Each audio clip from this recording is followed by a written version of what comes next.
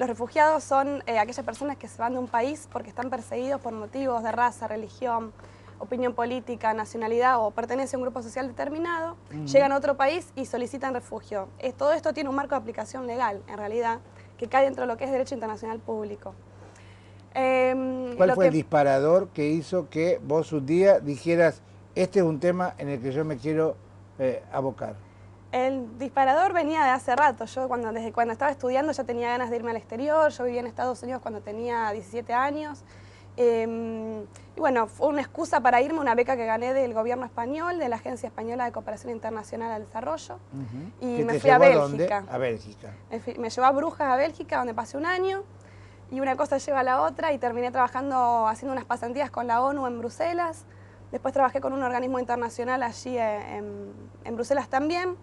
Y bueno, decidí quedarme 4 años allí y finalmente estuve en Venezuela el año pasado trabajando con el ACNUR. Y en Bruselas, porque vamos por parte, Bruselas primer mundo, Europa, ¿de qué manera se trabajaba y en qué dirección? En Bruselas yo trabajaba principalmente con políticos de alto nivel, europeos en su mayoría, y también con gente y digamos, empleados de lo que es la Unión Europea, de diferentes del Parlamento, de la Comisión Europea, del Consejo de Ministros, y trabajamos mucho en lo que es cooperación entre Europa y África. Entonces también trabajamos con políticos africanos. Y en ese entorno yo me especialicé en el área de migración y desarrollo. Yo no trabajé con refugiados allí. Bien. Entonces, y de allí viene el salto a América Latina y concretamente en Venezuela. Exactamente. ¿Por qué Venezuela y cuál era el trabajo en Venezuela? ¿Por qué Venezuela? Primero el salto a América Latina y al terreno, como nosotros le llamamos. Sí. Dejar la oficina e ir al teatro de operaciones, Exactamente, ¿no? exactamente. Llegó un punto donde en Bruselas, si bien el trabajo era muy interesante y puede tener un gran impacto, porque vos estás trabajando con gente que tiene poder de influencia, poder político, en definitiva, quien diseña leyes, llegó un momento en donde yo sentía como que quería que mi trabajo tuviera un impacto más directo y trabajar directamente con estas personas, los refugiados, los migrantes. Dentro de Venezuela, ¿cuál era el tema a abordar? ¿Con qué población? Nosotros yo trabajaba con una agencia de la ONU que se llama Alto Comisionado de Naciones Unidas para los Refugiados. El tema principal, bueno, trabajamos con refugiados en un 99%, los refugiados que llegan a Venezuela son población colombiana, gente que está desplazada por el conflicto armado en Colombia, en su gran mayoría por las FARC, por los ELN, las Águilas Negras, otros grupos armados que existen allí hoy en día, y en su gran mayoría son luchadores de derechos humanos, campesinos, gente que vive en zonas que están cercanas a la frontera con Venezuela, y por este conflicto armado se ven perseguidos, se ven amenazados, sus familias, ellos directamente, o sus vecinos, ellos tienen temor. ¿Y qué asistencia es la que ustedes les brindan concreta? Nosotros hacíamos asistencia legal en todo lo que es acceso al procedimiento de refugio en el Estado venezolano. Por otro lado, hacíamos también asistencia psicosocial. Trabajábamos con diferentes ONGs, entre una de ellas Hayas y Cáritas también de Venezuela, en lo que es apoyo psicológico, porque esta es población, gente que tiene, digamos, obviamente muchísimos problemas emocionales, han pasado por cosas muy fuertes. ¿Cuál es la tipificación o la tipología del refugiado? ¿Cómo se identifica un refugiado? ¿Por dónde pasa su situación? ¿Es alguien carente de montones de derechos, por eso pide refugio? Pero digo, ¿cómo se lo aborda, no? Exactamente. La definición de refugiado está en el artículo 1 de la Convención de Ginebra de 1951, firmada por más de 180 gobiernos. Pero no le dan bola en la práctica, ¿no? En la práctica es verdad. En muchos lugares, lamentablemente, muchos de los principios que establece esta convención se dejan un poco de lado y por eso es que está la ONU, la Agencia de la ONU para los Refugiados, para trabajar con... ¿Tiene peso la ONU? Sí, tiene peso la ONU. Tiene peso la ONU y es enhorabuena, ¿no? Un largo, que es como una especie de tema. Reserva institucional para contener gente desplazada. Exactamente, nosotros decimos que somos como el perro guardián de la Convención de Ginebra. Y esta convención, como tú me preguntabas, lo que establece es que un refugiado es aquella persona que tiene un temor fundado primero, está fuera de su país de origen, tiene un temor fundado de persecución por los motivos que te comenté, raza, religión, opinión política, nacionalidad, pertenece a un grupo social determinado y no encuentra o no puede o no quiere acogerse a la protección del país de su nacionalidad. Es por eso que esta persona va hacia otro país, solicita refugio y este país, haya o no firmado la Convención de Ginebra, tiene que darle protección internacional porque la vida, la libertad, la integridad física de esta persona está corriendo peligro. Ahora, vos vas ahora a un lugar de alto conflicto, como es la zona de Palestina, Franja de Gaza, todo el conflicto que se da en Medio Oriente. Digo, ¿cómo se hace para trabajar? Digo, los gobiernos, ¿de qué manera los apoyan, si es que los apoyan, o si el apoyo a ustedes viene directamente de Naciones Unidas? ¿Cómo es trabajar en un lugar de conflicto? Si hay riesgos de vida, si no... Son muchas preguntas las que me haces, muy interesantes, la verdad. Bueno, respecto al tipo de apoyo que se encuentra, hay lugares y hay países donde dan más apoyo a los refugiados y hay otros países donde se da menos apoyo a los refugiados. En los lugares en donde se da menos apoyo, la ONU y diferentes organismos no gubernamentales suplen, digamos, estos vacíos que está dejando el gobierno o el Estado en determinado lugar.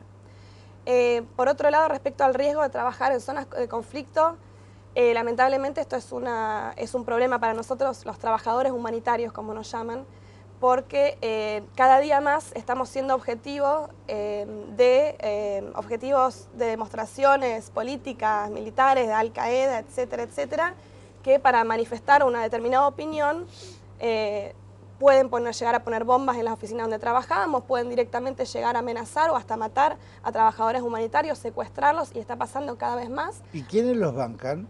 ¿Ustedes cómo sobreviven el tiempo ese que están? Digo, ¿con qué aportes, con qué viajan? ¿Quiénes nos bancan? Digamos, si estás trabajando con una agencia de la ONU, tienes tu salario que te paga la ONU, o ya sea que estés con un gobierno, hay otros organismos internacionales que también financian, o gobiernos incluso, por ejemplo, podría ser el gobierno argentino que financie que una persona calificada aquí a Argentina, como incluso a nivel de los cascos azules, si lo ves. Sí, claro. Se envía personal internacional al apoyo a un determinado conflicto. A nivel internacional se habla de la responsabilidad de proteger.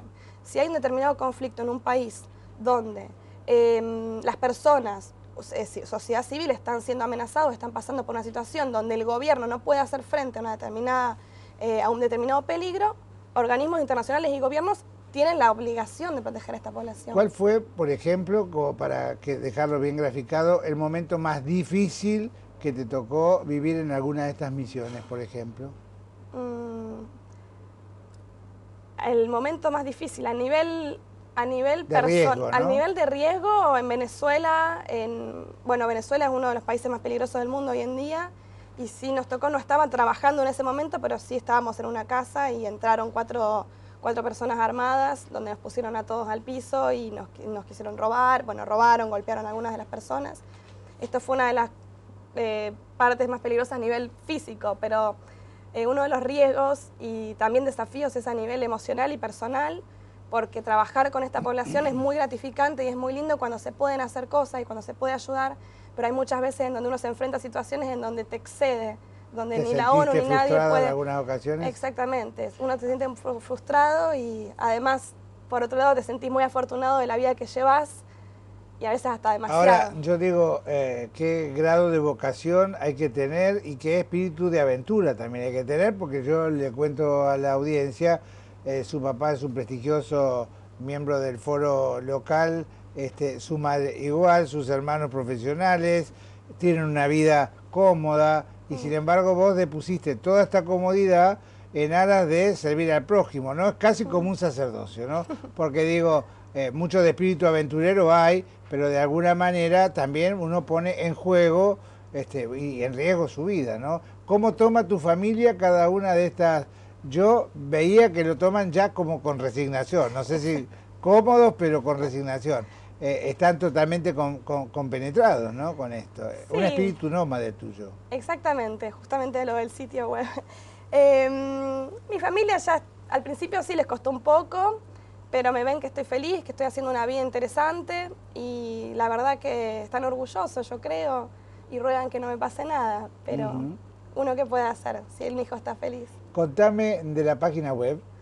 Bueno, como te comentaba justo antes de entrar al programa, trabajando un poco la temática de migración y desarrollo, o sea que la migración de gente calificada que se va al exterior del país pueda contribuir al desarrollo del país de origen. He creado un sitio web para argentinos que viven en el exterior que se llama argennómades.org, con una sola N, Argentinos Nómades, todos aquellos que estamos en el exterior, la idea es que nos podamos juntar, hacer vínculos profesionales, interactuar, tanto a nivel profesional como personal, incluso apoyar a ONGs locales que están trabajando aquí en Argentina. ¿Hay refugiados internos dentro de un país? Sí, se llaman desplazados internos, y la cifra es casi el doble, la cifra de desplazados internos es casi el doble a la cifra de refugiados, porque mucha gente no llega a cruzar la frontera. Eso se da mucho, por ejemplo, yo vi una película que transcurría en Ruanda, un país segmentado por las guerras internas, por étnicas, religiosos, y allí había refugiados dentro del mismo país. Recomiendo, se llama Hotel Ruanda, película que fue nominada al Oscar. Y esas son terribles realidades, ¿no? Son terribles realidades y sus vidas corren aún más peligro que la persona que ha podido escaparse a un tercer país, lamentablemente.